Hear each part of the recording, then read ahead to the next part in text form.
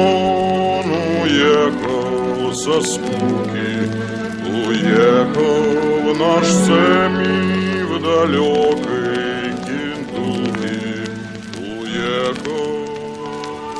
Грузовик делает верных 80 миль в час. Шутки шутками, но в мормонском штате Юта, как выяснилось, алкоголя вот так вот на раз, два, три не купить. Магазинов, нам доложили, что ликвор-стор. рекламы вина нет.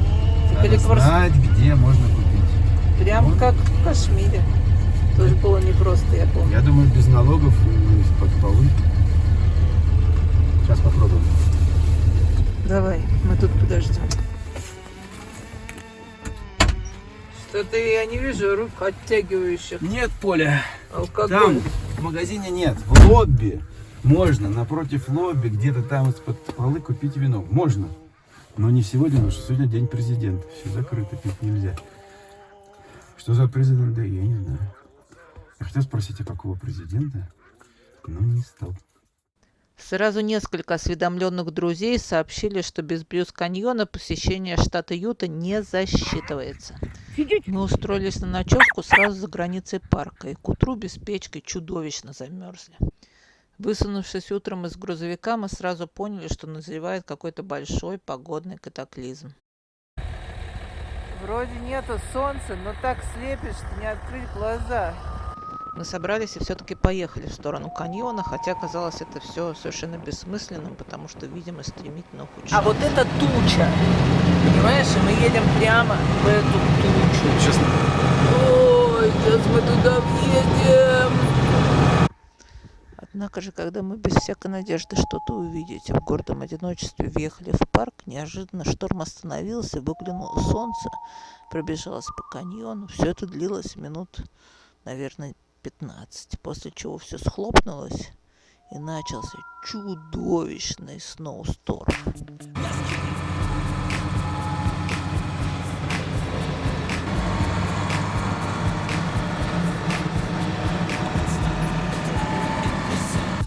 Нас накрыло снежным штормом. Как обычно. Мы выезжаем в ночь, в горную дорогу, покрытую снегом.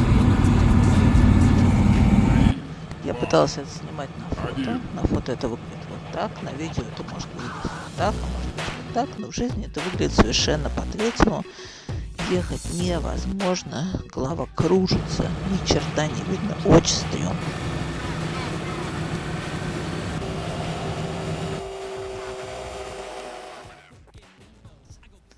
В результате, слегка потрепанные, но не побежденные на вечерней зорьке, мы таки вкатились в город Лас-Вегас. Ну что ж, городок, очевидно, порочный. Мы прокатились по главному бульвару, вызвали некоторый ажиотаж у праздно шатающейся публики, но решили не поддаваться соблазну, не задерживаться и поехали на ночь глядя в сторону Death Valley. Молодец ты. Молодец. Мир чистогана нам чужд. Да. В Death Valley мы оказались, конечно же, на закате. Первым делом попали в Забриски Пойнт. Очень кинематографичное место, но всю магию начисто сдувает огромное количество людей с фотоаппаратами, с дронами, с пикниками, с термосами, с одеялами. В общем, 3 минуты мы там пробежались и к черту унесли оттуда ноги.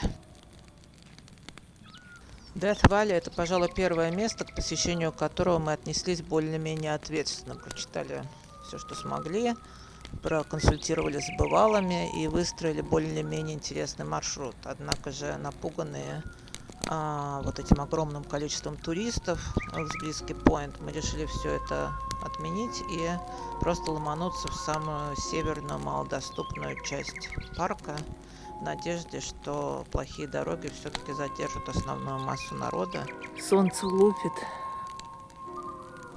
при этом холодно, звенящая тишина. Вообще никого нет, и белые скалы такие.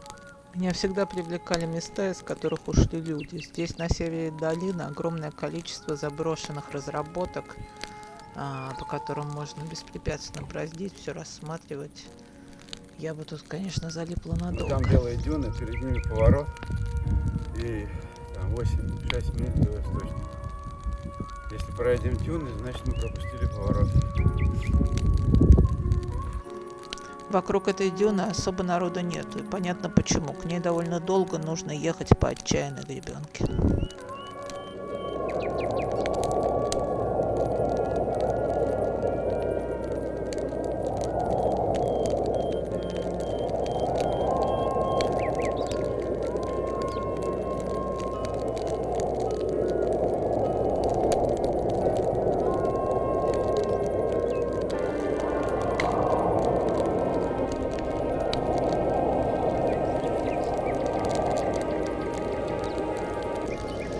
Дюна — это завораживающе красиво. Все время кажется, что немножечко летишь. Особенно, когда лежишь на песке, смотришь в небо. И немножечко покачивает. И кажется, что за хребтиком сейчас еще надо немножечко подняться, и увидишь океан. И услышишь шум волн.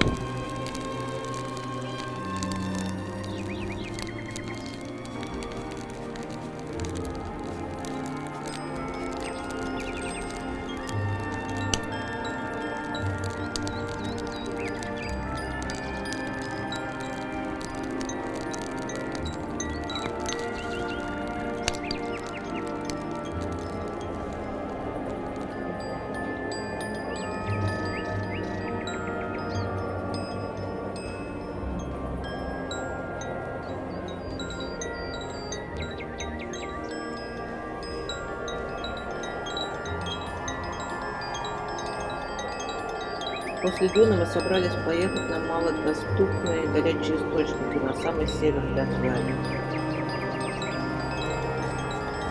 Есть два варианта попасть к источникам от Дюны. Первый вариант – долгий, муторный, ехать несколько часов в объезд по гребенке через пустыню, глотая пыль. И вариант для смелых – прорваться через узкое ущелье вверх по нескольким ступеням. Мы было решили, что мы крутые. И что будет? И он ударится. То есть нельзя поворачивать, надо ехать вот так. То есть надо забраться колесом вот сюда. Так. Вот видишь? Колесом сюда забраться. Одним и вторым? Ну да, одним и вторым.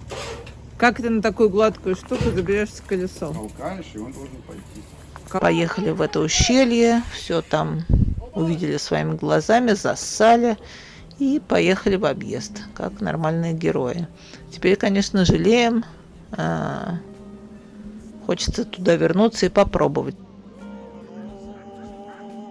Ну вот, собственно, оазис посреди пустыни с горячими источниками, как приз тому, кто долго-долго-долго ехал по пустыне, глотая пыль, либо кто смело прорвался через узкое ущелье, попадает вот в такое вот место.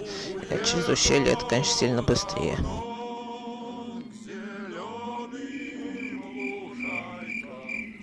Это какой-то рай на земле. Я не понимаю, как это работает.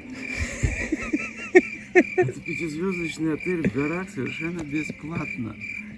Почему здесь не стоит 10 тысяч человек? Я не понимаю.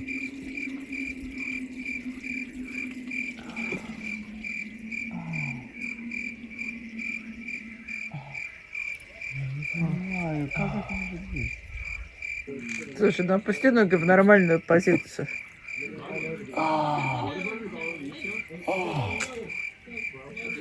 Ой, какое счастье на жизни. О, земля матушка. Тепленькая. Тепленькая матушка земля.